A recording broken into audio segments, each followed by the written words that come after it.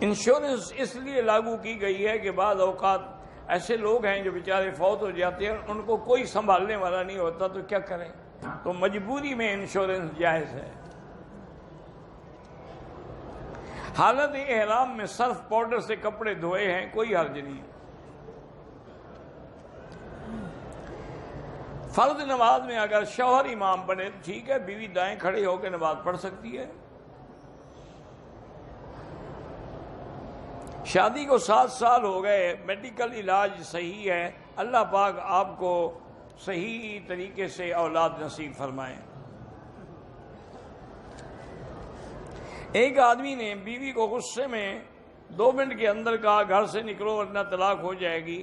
شوہر کا ارادہ طلاق کا نہیں ہے، ہو جائے گی نا، دی تو نہیں ہے نا۔ اور دعا کا طریقہ یہ ہوتا ہے کہ پہلے درود شریف پڑھے، جتنا ہو سکے 1 دفعہ، 3 دفعہ، 7 دفعہ، 11 دفعہ، 21 دفعہ، 100 دفعہ، 1000 دفعہ، یعنی دعا کے اول میں بھی درود ہو اور آخر میں بھی درود، اور درود پڑھنے کے بعد اللہ کی حمد و ثنا بیان کریں۔